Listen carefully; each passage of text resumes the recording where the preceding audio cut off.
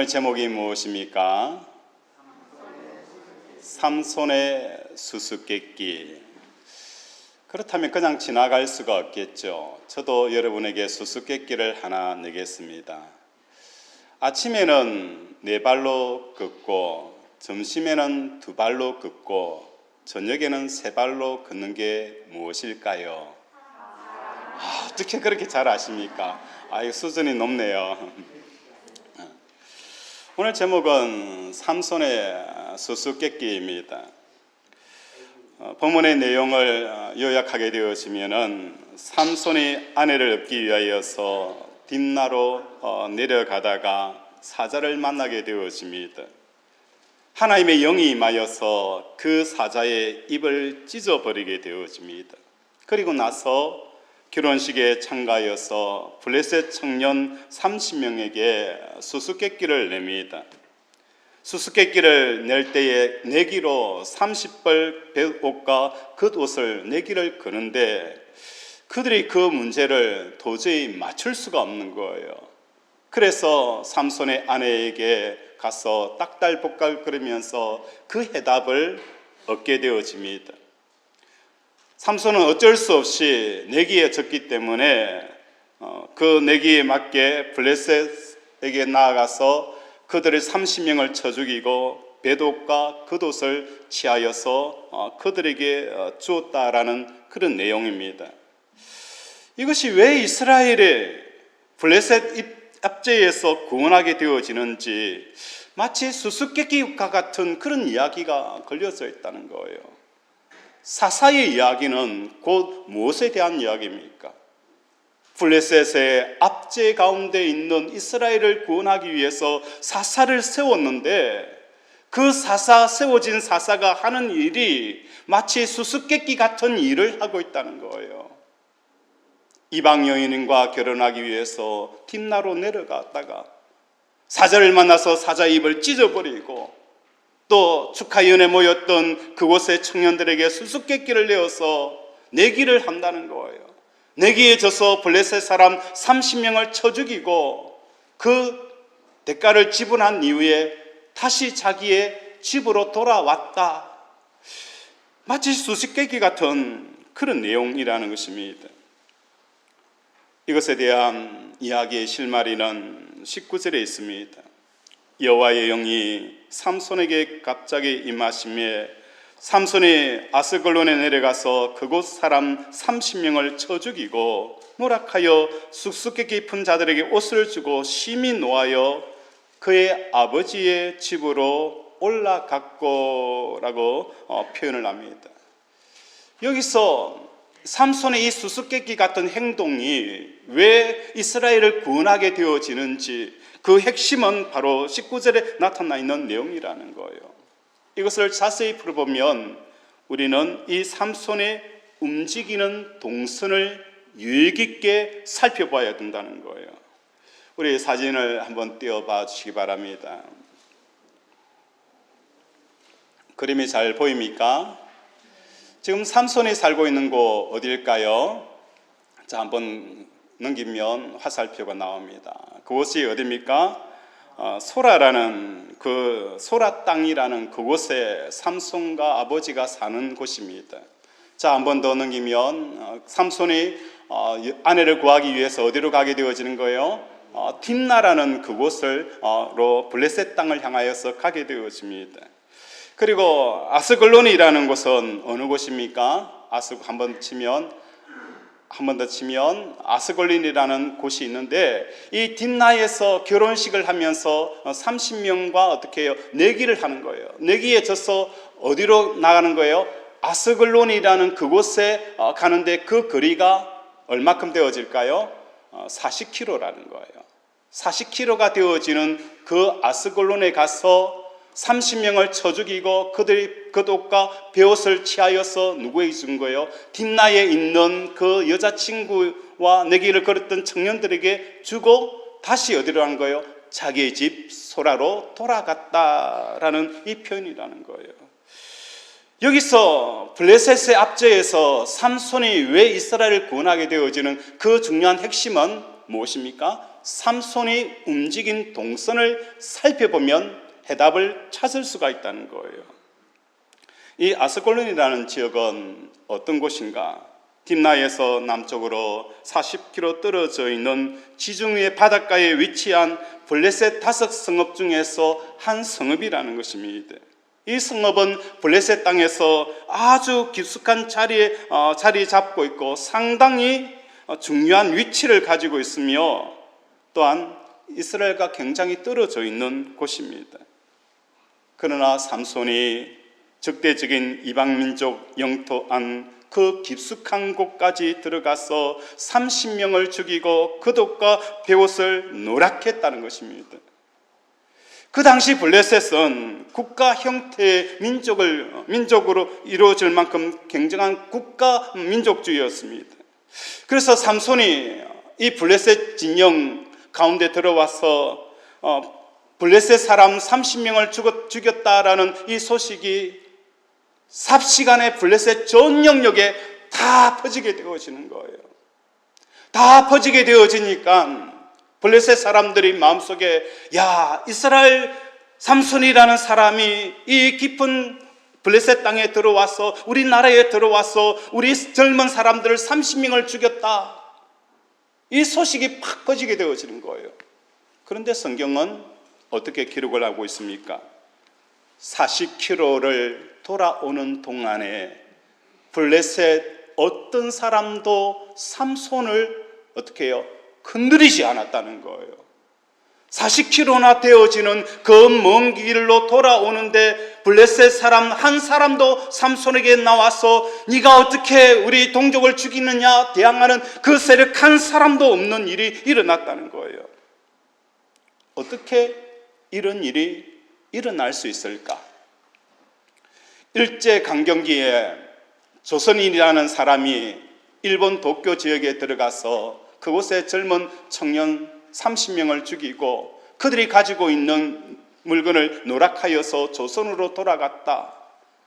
이 이야기가 들려오면 일본 사람들이 가만히 있을까요? 특공대를 조직하고 비밀 결사대를 조직하여서 우리가 저 사람을 반드시 죽이리라라고 그렇게 할 법도 한 상황인데 블레셋 사람들이 삼손을 턱을 하나 건들지 못하는 이 모습을 우리에게 보여준다는 것입니다. 이것은 오늘 우리에게 무엇을 말씀하는 것입니까? 삼손이 이스라엘을 구원하는 것은 결코 대규모의 전쟁이 아니었습니다. 대규모의 전쟁을 통하여서 승리를 얻는 이것이 아니라 하나님께서 어떻게 이스라엘 백성 한 사람 한 사람들을 구원하고 계셨을까? 삼손의 마음속에 블레셋 민족 전체의 그 존재감이 어떻게 해요? 깡그리 무시당하게 하는 이 느낌, 이 마음을 가지고 살아가는 것이 바로 하나님께서 이스라엘 백성들을 구원하고자 하는 방법이었다는 것입니다. 40년 동안을 이스라엘은 압제한 블레셋은 모든 이스라엘 사람들에게 마음에 천근만근의 부담감으로 느끼는 그 존재감이 블레셋 사람들이었습니다. 곡식을 타작할 때에도 혹시나 블레셋 사람들이 추수할 때에 와서 노력하지 아니할까? 우리가 자고 있을 때에 내 아내와 내 자식을 끌고 가지 아니할까? 그 블레셋의 존재감 앞에 그들의 마음에는 천근만근 그 무거운 무게 속에서 짓눌리며 살아갔던 사람들이 바로 이스라엘 백성들의 그 현 시대의 사람들이었어요. 그런데 블레셋 삼손은 그 블레셋에서 가장 깊은 에스골론까지 들어가서 그곳에 30명을 쳐 죽이고 그들의 노략물을 가져옴에도 불구하고 삼손의 마음속에는 이 블레셋의 존재감이 제로가 되어져 있는 상태로 살아가는 것, 이것이 뭡니까? 오늘 저와 여러분에게 주시는 하나님의 메시지였다는 것입니다. 하나님께서 삼손을 통하여서 이 땅에 이루고자 하는 선민의 승리라는 것은 무엇입니까? 블레셋을 전혀 개의치 않는 그 일이라는 것입니다. 제가 서울 강남에서 사역을 하여서 월요일이 되어지면 가끔씩 시골에 농사를 짓는 부모님을 도와준 적이 있었습니다. 그래서 월요일 날 늦게까지 일을 하고 차를 타고 강남 강북 동서울 터미널에 내려서 택시를 타고 집으로 들어갑니다. 항상 들어갈 때는 강남 테헤란을 지나게 되어지는데 제 마음속에 이런 생각이 듭니다. 시골에서 보는 이 정치와 자다서 자고 깨어나 보니까 어느 순간 강남에 와 있는 거예요. 그 강남의 테헤란로의 높은 빌딩과 또 많은 사람들이 오고 가며 그 유명한 차들과 사람들의 그 옷과 화려함이 가득한 이 모습들을 보면서 과연 청년들이 이 세계 속에서 믿음을 지켜낼 수 있을까? 영화 가운데서도 쩐의 전쟁, 돈이 먹히는 세상, 돈을 가지고 있으면 모든 것을 소유할 수 있는 이 쩐의 전쟁이 이루어지는 이 강남 한복판에서 이 화려한 조명을 바라보면서도 그들은 믿음을 지켜나갈 수가 있을까? 가난이라는 이 한계를 잊고 살아가면서 누구는 금수저로 살아가고 누구는 흙수저로 살아가는, 내가 아무리 발부둥치고 발부둥치도 이 흙수저의 세계를 벗어나지 못하는 이 한계 상황을 맞이하는 그 청년들이 이 화려한 강남을 보면서도 그것을 쫓아가지 아니하고 믿음을 지켜낼 수 있을까? 저는 시골에 왔다 가면서 늘 느끼는 마음이 그 마음이었습니다. 사업이라는 그 어려움 가운데 우리는 마치 이 사업의 어려움이 블레셋처럼 다가와서 오늘도 출근을 하면서 그 블레셋의 무게감 때문에 마음이 완전히 주눅이 들고 힘을 제대로 쓸 수 없는 그 존재감에 짓눌려 있는 내 자신의 모습을 발견하게 되어진다는 거예요. 내가 지금 건강이 좋지 않아서 매 순간 매 순간마다 건강의 위협의 신호를 느끼면서 우리는 살아갑니다.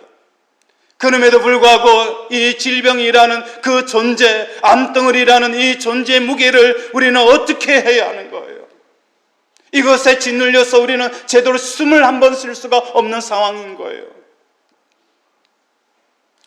40년 동안 이스라엘 백성들이 블레셋은 마음속에 천근만근 무게로 다가왔다는 것입니다.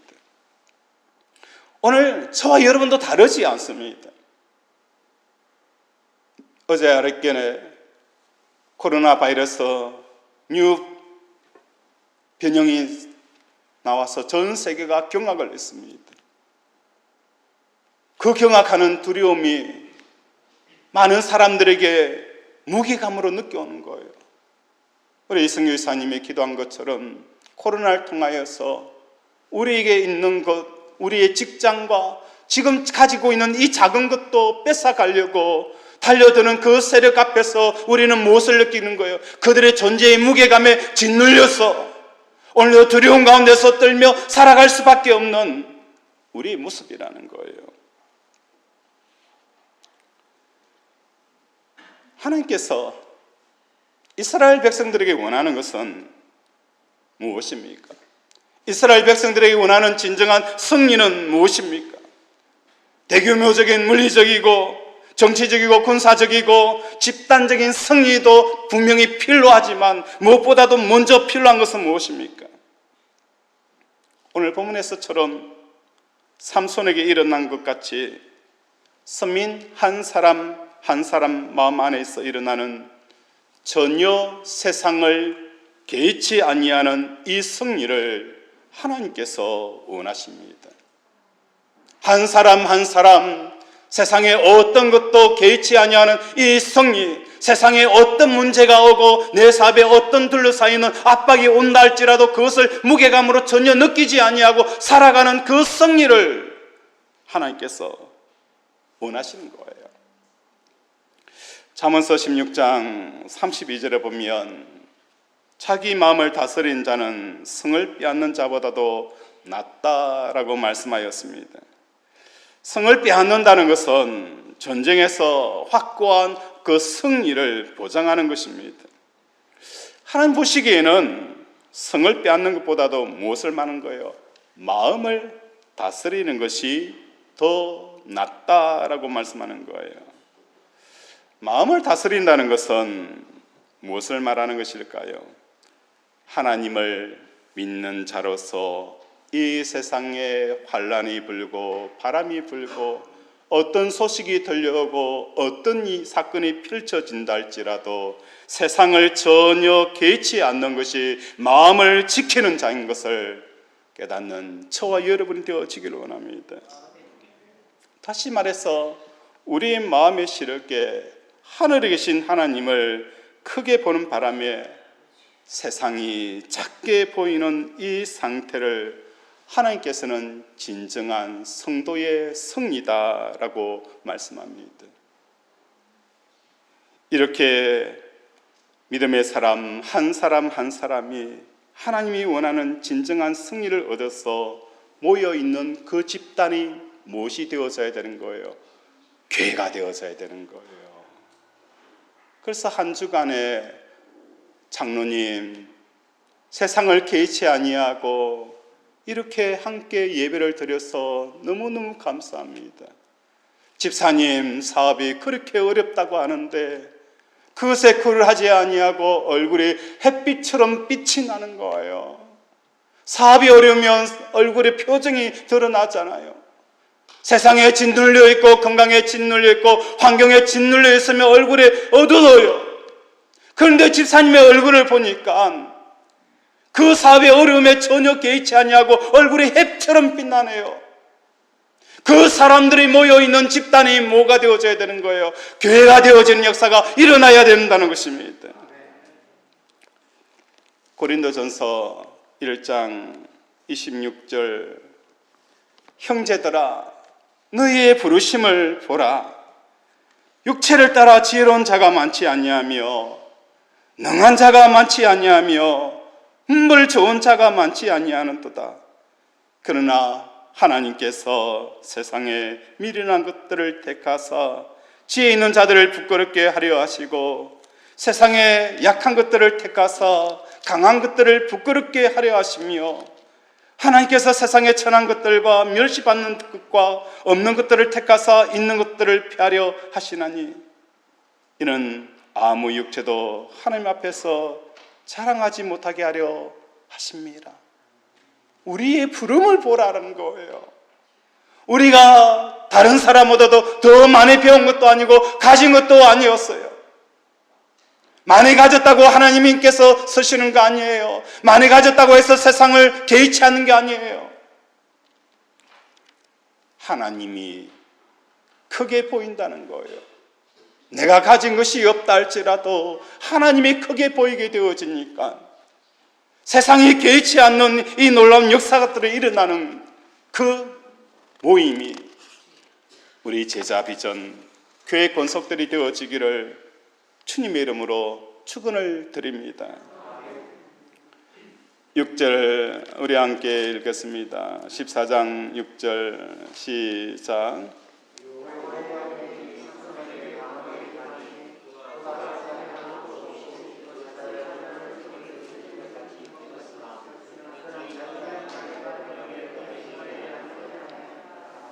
육절에 보면 하나님의 무엇이 삼손에게 강하게 임하니라 라고 표현합니까? 하나님의 여호와의 영이 삼손에게 강하게 임하니라. 그래서 그 강하게 임한 삼손의 하나님의 영을 통하여서 사자의 입을 어떻게 하는 거예요? 찢어버리는 역사가 일어나게 되어지는 거예요. 19절에도 한번 살펴보겠습니다. 19절에 보면 앞에 무엇이 있습니까? 여호와의 영이 삼손에게 갑자기 임하심에 삼손이 에스골론에 내려가서 그곳 사람 30명을 쳐 죽이고 라고 표현을 하고 있습니다. 사자를 찢어 죽일 때에도 하나님의 영이 임하게 되어지고 아스글론의 30명을 쳐 죽일 때도 하나님의 영이 임하게 되어지는 것을 우리에게 보여주는 것입니다. 하나님의 영이 임하여야 사자의 그 두려움을 극복할 수 있습니다. 하나님의 영이 임하여야 우리 속에 있는 그 건강의 두려움을 물리칠 수가 있습니다. 하나님의 영이 임하여야 우리 속에 있는 그 사배의 어려움을 물리칠 수가 있습니다. 하나님의 영이 임하여야 세상에 어떻게 해요? 세상의 존재를 무시할 수 있는 역사가 일어나게 되어진다는 것입니다. 사자를 찢어 죽인 사건에서 우리는 무엇을 볼 수가 있습니까? 사자라는 것은 블레셋을 상징합니다. 그때 블레셋의 상징물이 뭐냐? 사자였습니다. 이 블레셋을 찢어 죽였다라는 것은 그 무엇을 말하는 거예요? 가나안 땅에 젖과 꿀이 흐르는 그 가나안 땅이었어요. 그런데 이스라엘 백성들의 마음속에 이 젖과 꿀을 먹고 마시고 누리지 못했습니다. 왜 그럴까? 그들의 마음속에 이 블레셋이라는 사자가 있었기 때문이라는 거예요. 가나안 땅, 그 가나안 땅이지만 블레셋을 통하여서 그 젖과 꿀이 흐르는 땅마저도 이스라엘 백성들에게 무엇이 되어져 버린 거예요? 블레셋으로 말미암아 감옥이 되어져 버린 것을 성경은 우리에게 보여주고 있다는 거예요. 하나님이 우리에게 주시는 축복, 하나님이 우리에게 주시는 그 은혜가, 우리는 가나안 땅에 살아가고 있지만 세상의 블레셋으로 말미암아 이 축복도 어떻게 되어져 버린 거예요? 감옥이라는 틀 속에 갇혀져 버리는 우리의 모습을 보여주고 있다는 것입니다. 지금 자녀가 문제입니까? 그렇다면 이 자녀의 문제를 느끼는 것은 여러분에게 무엇이 임하게 되어진 거예요? 자녀의 영이 임해서 자녀의 문제가 크게 보이게 되어서 있다는 것을 깨달아야 되는 거예요. 하나님의 영이 임하면 하나님이 크게 보이고 하나님의 세상이 크게 보이지만 자녀의 문제로 내가 시달리고 있다면 하나님의 영이 임한 것이 아니라 자녀의 영이 내 속에 들어와 있는 거예요. 이 자녀의 영을 따져보면 결국은 뭡니까? 세상의 영이고 이 세상의 영은 그 성경은 사단이다라고 표현을 하고 있다는 것입니다. 남편의 문제가 크게 보입니까? 남편의 영이 아내의 마음속에 충만하게 차 있기 때문입니다. 하나님의 영이 임하게 되어지면 내 인생을 이렇게 불행하게 만드는 그 남편이라 할지라도 어떻게 해요? 귀엽게 보일 수가 있는 거예요. 하나님의 영이 임하게 되어지면 내 인생을 이렇게 불행하게 만든 그 남편이라 할지라도 내 마음속에 불쌍히 여기고 긍휼히 여기는 마음이 들어오게 되어진다는 거예요. 하나님의 영이 충만하게 되어지면 돈이 없는 이 현실도 돈 없이 사는 세상이 참으로 재미일 수 있다는 것을 우리는 깨닫게 되어지고 경험게 되어지는 역사가 일어나는 거예요. 우리의 문제는 무엇입니까? 코로나를 통하여서 우리의 가진 직장과 우리의 가진 수익과 우리가 가지고 있는 이것들을 다 뺏으려고 코로나가 세상이 요구합니다.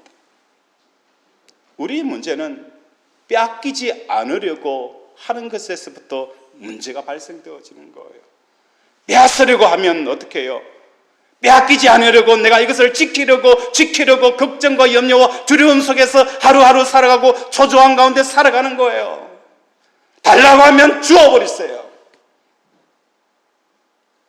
더 이상 내가 뭡니까? 빼앗기지 않으려고 몸부림치는 상태에서 벗어나셔야 되는 거예요. 예수님과 함께 십자가에 죽었다는 것은 뭘 말하는 거예요? 예수 그리스도 외에는 내가 지키고자 하는 것이 없어져야 되는 거예요. 내가 지금 이 사업을 지켜야겠다는 그 마음이 우리를 두려움으로 이끌고 그것이 우리에게 천근만근 무게로 다가오는 거예요. 우리가 지키고자 하는 것이 아니라 우리는 그것을 주어버리고 오직 십자가의 예수님과 함께 죽게 되어지면 그때부터 우리의 사업은 누구의 것이 되어집니까? 하나님이 역사하게 되어지는 거예요. 여기에 컵이 있습니다. 장로님, 이 컵을 좀 맡아주세요 라고 하면서 어떻게 해야 합니까? 장로님, 이 사업을 좀 하나님 이 사업을 맡아주세요 라고 하면서 하나님이 받아가려는 거예요. 나 지고 있는 거예요. 놔라. 그래 내가 맡아주지. 하나님 맡아주세요. 꼭 지고 있는 거예요. 놔라. 그래야 내가 이 사업을 내가 운영하지. 나는 놓을 수가 없는 거예요. 우리가 세상을 놓으면 하나님께서 세상을 운행하게 되어지는 거예요. 하나님의 뜻이 나타나게 되어지는 거예요. 그래서 우리가 할 수 있는 것은 오직 무엇입니까? 하나님의 영에 충만하여서 어떤 바람이 불고 어떤 소식이 들려오도 세상을 개의치 아니하는 이 삶 가운데 나아가는 저와 여러분이 되어지기를 원합니다. 내 삶 가운데 세상이 두려움이 찾아올 때마다 그래, 내가 예수님과 함께 십자가에 죽었지. 내가 예수 그리스도와 함께 십자가에 죽었지. 내가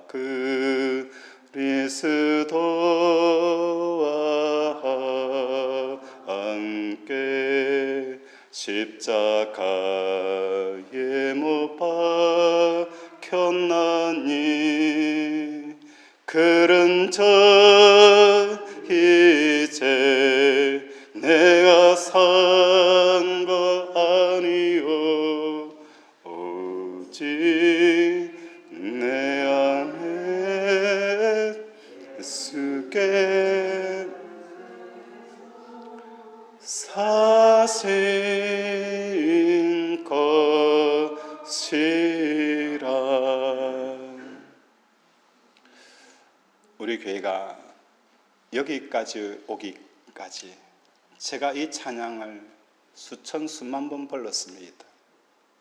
세상의 개의치 아니할 때까지 이런저런 염려가 올 때 내가 만약에 이 찬양을 부르고 내가 예수님과 함께 십자가에 죽었지 라고 고백하지 않았다면 교회가 여기까지 올 수가 없었어요. 하루만 지나고 시간이 지날 때마다 두려움이 엄습할 때에 나는 예수님과 함께 세상에 죽었지. 누가 이런저런 이야기를 할 때에도 저는 한결같이 달려갔습니다. 하나님, 우리 성도 한 사람 한 사람이 예배를 드릴 수 있는 이 지붕 같은 역할들을 내가 할 수 있게 해주십시오. 흩어져 있던 이 사람들이 한 곳에 모여서 찬양하고 예배하고 기뻐하고 마음껏 기도할 수 있도록 하나님, 이 지붕의 역할을 할 수 있도록 저는 매일 매 순간 십자가에서 죽는 이 찬양을 부를 수밖에 없었다는 거예요. 이것이 저만이 되어져야 할까요? 여러분에게도 같이 달려가기를 원합니다.